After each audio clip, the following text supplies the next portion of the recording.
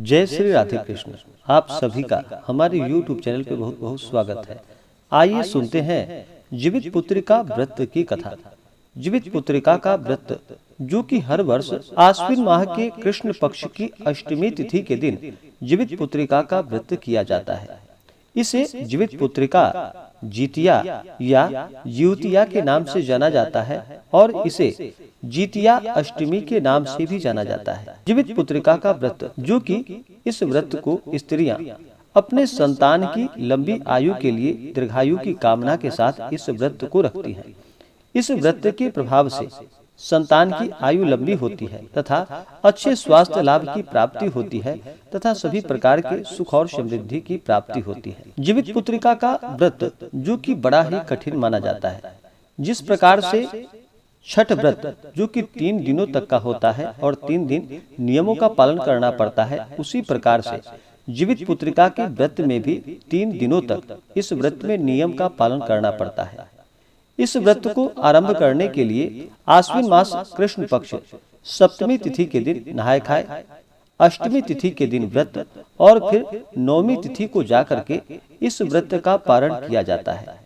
जीवित पुत्रिका के व्रत में इस दिन राजा जिमतवाहन का पूजन किया जाता है, गरुड़ देवता का पूजन किया जाता है और जो जीवित पुत्रिका जिनके नाम से व्रत है यह माता दुर्गा का स्वरूप मानी जाती है, तो इनका पूजन किया जाता है। इस व्रत को मनाने की सभी जगह अपनी अपनी परंपरा है। सभी जगह अपनी अपनी परंपराओं के अनुसार इस व्रत को बड़े ही धूमधाम के साथ स्त्रियां करती हैं और अपने संतान की लंबी आयु के लिए राजा जिमतवाहन और गरुड़ देवता माता दुर्गा आदि से प्रार्थना करती हैं। तो आइए सुनते हैं जीवित पुत्रिका व्रत की कथा। अगर आप जीवित पुत्रिका व्रत कथा के लिए अन्नदान, वस्त्रदान आदि के लिए ब्राह्मण दक्षिणा देना चाहते हो तो आप अपने श्रद्धा और सामर्थ्य के अनुसार हमें डिस्क्रिप्शन में जाकर के वहां से गूगल पे, फोन पे या अकाउंट नंबर के माध्यम से आप अपने श्रद्धा और सामर्थ्य के अनुसार हमें ब्राह्मण दक्षिणा प्रदान कर सकते हैं। तो आइए सुनते हैं जीवित पुत्रिका व्रत की कथा। तो बोलिए प्रेम से राजा जिमतवाहन की जय, माता दुर्गा की जय, जीवित पुत्रिका की जय, गरुड़ देवता की जय, सर्वदेवी देवता की जय। बहुत समय पहले की बात है कि एक बार नैमिषारण्य के निवासी ऋषियों ने संसार के कल्याणार्थ श्री सूत जी से पूछा कि हे सूत जी, कराल कली काल में लोगों के बालक किस तरह दीर्घ आयु होंगे, सो आप कृपा कर कहिए। सूत जी कहते हैं कि जब द्वापर युग का अंत और कलयुग का आरंभ था, उस समय बहुत सी शोकाकुल स्त्रियों ने आपस में सलाह की कि क्या इस काल में माता के जीवित रहते पुत्र मर जाएंगे। जब वे आपस में कुछ निर्णय नहीं कर पाए तब सभी मिलकर गौतम जी के पास पूछने के लिए गए। तब उनके पास पहुंची तो उस समय गौतम जी बड़े ही आनंद के साथ बैठे थे। उनके सामने जाकर उन्होंने मस्तक झुकाकर उन्हें प्रणाम किया। तदंतर स्त्रियों ने पूछा कि हे प्रभु, इस कली काल में लोगों के पुत्र किस तरह जीवित रहेंगे, इसके लिए कोई व्रत या तप हो तो आप कृपा करके बतलाइए। इस तरह उनकी बात को सुनकर गौतम जी बोले कि आपसे मैं वही बात कहूंगा जो मैंने पहले से सुन रखा है। गौतम जी ने कहा कि जब महाभारत युद्ध का अंत हो गया और द्रोण पुत्र अश्वत्थामा के द्वारा अपने बेटों को मरा देखकर सब पांडव बड़े दुखी हुए, तो पुत्र के शोक से व्याकुल होकर द्रौपदी अपनी सखियों के साथ ब्राह्मण श्रेष्ठ धौम्य के पास गए और उसने फिर धौम्य से कहा कि हे विपेंद्र, कौन सा उपाय करने से बच्चे दीर्घायु हो सकते हैं, यह आप कृपा करके ठीक ठीक बतलाइए। तब धौम्य बोले कि सतयुग में सत्य वचन बोलने वाला, सत्याचरण करने वाला समदर्शी जिमूतवाहन नामक एक राजा था। एक बार वह अपनी स्त्री के साथ अपनी ससुराल गया और वहीं रहने लगा। एक दिन आधी रात के समय पुत्र शोक से व्याकुल कोई स्त्री रोने लगी, क्योंकि वह अपने बेटे के दर्शन से निराश हो चुकी थी। उसका पुत्र मर चुका था। वह रोती हुई कहती थी कि हाय, मुझे बूढ़ी माता के सामने मेरा बेटा मरा जा रहा है। उसका रुदन सुनकर राजा जिमुतवाहन का मानो हृदय विदीर्ण सा हो गया। वह तत्काल उस स्त्री के पास गया और उससे पूछा कि तुम्हारा बेटा कैसे मरा। उस बूढ़ी ने कहा कि गरुड़ प्रतिदिन आकर गांव के लड़कों को खा जाता है। इस पर उस दयालु राजा ने कहा कि माता, अब तुम रो मत, आनंद से बैठो, मैं तुम्हारे बच्चे को बचाने का यत्न करता हूँ। ऐसा कहकर राजा उस स्थान पर गए जहाँ की गरुड़ आकर प्रतिदिन मांस खाया करता था। उस समय गरुड़ भी उस पर टूट पड़ा और मांस खाने लगा। जब अतिशय तेजस्वी गरुड़ ने राजा का बायां अंग खा लिया तो झटपट राजा ने अपना दाहिना अंग फेरकर गरुड़ के सामने कर दिया। यह देखकर गरुड़ जी ने कहा कि तुम कोई देवता हो? कौन हो? तुम मनुष्य तो नहीं जान पड़ते। अच्छा, अपना जन्म और कुल बताओ। दर्द और पीड़ा से व्याकुल मन वाले राजा ने कहा कि हे पक्षीराज, इस तरह के प्रश्न करना व्यर्थ है। तुम अपनी इच्छा भर मेरा मांस खाओ। यह सुनकर गरुड़ रुक गए और बड़े आनंद से राजा के जन्म और कुल की बात पूछने लगे। राजा ने कहा कि मेरी माता का नाम शैब्या है और मेरे पिता का नाम शालिवाहन है।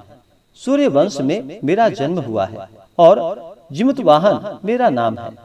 राजा की दयालुता देखकर गरुड़ ने कहा कि हे महाभाग, तुम्हारे मन में जो भी अभिलाषा हो वह वर मुझसे मांग लो। तब राजा ने कहा कि यदि आप मुझे वर दे रहे हैं तो वर दीजिए कि आपने अब तक जिन प्राणियों को खाया है वे सब जीवित हो जाएं।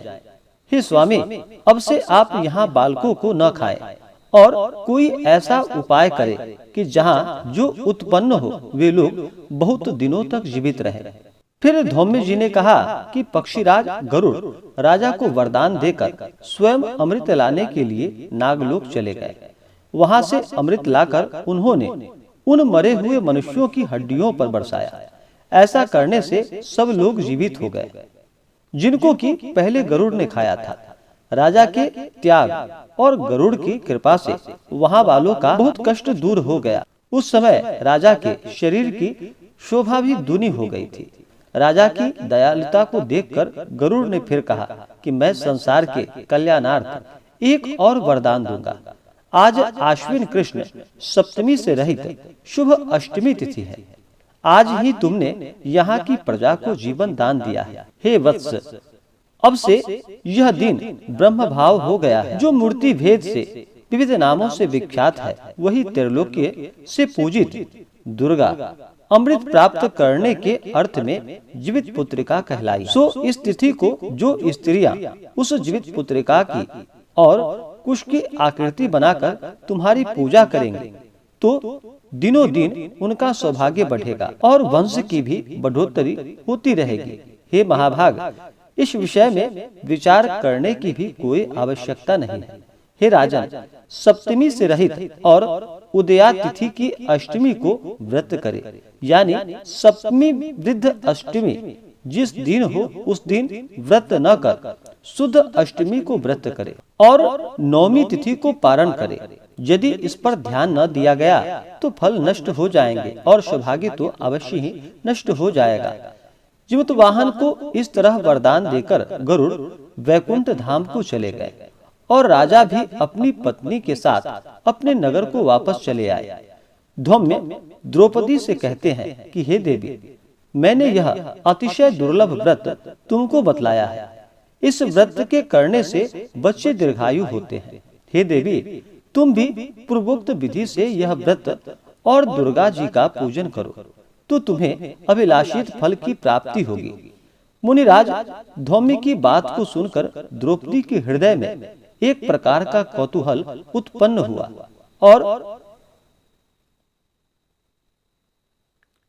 और पुरावासिनी स्त्रियों को बुलाकर उनके साथ यह उत्तम व्रत किया। गौतम ने कहा कि यह व्रत और इसके प्रभाव को किसी एक चिल्ही ने सुन लिया और अपनी सखी जो कि सियारिन को बतलाया। इसके बाद पीपल वृक्ष की शाखा पर बैठकर और उसी वृक्ष पर एक खोते में बैठकर सियारिन ने भी यह व्रत किया। फिर वह चिल्ली किसी उत्तम ब्राह्मण के मुंह से यह कथा सुनकर आई और पीपल के खोते में बैठी हुई अपनी सखी को सुनाया। सियारी ने आधी कथा सुनी थी कि उसे भूख लग गई और वह उसी समय शव से भरे हुए शमशान में जा पहुंची। वहां उसने इच्छा भर मांस का भोजन किया और चिल्ली बिना कुछ खाए पिए रह गई और सवेरा हो गया। सवेरे वह गौशाले में गई और वहां गौ का दूध पिया। इस तरह नौमी को उसने व्रत का पारण कर लिया।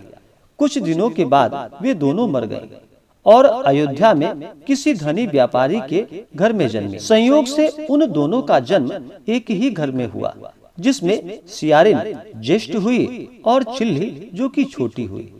वे दोनों सभी शुभ लक्षणों से युक्त थी, इसलिए बड़ी लड़की काशीराज के और छोटी उसके मंत्री के साथ ग्राह्यपत्र अग्नि के सामने विधि पूर्वक ब्याही गई। पूर्व जन्म के कर्म फल से वह मृगनयनी रानी हुई।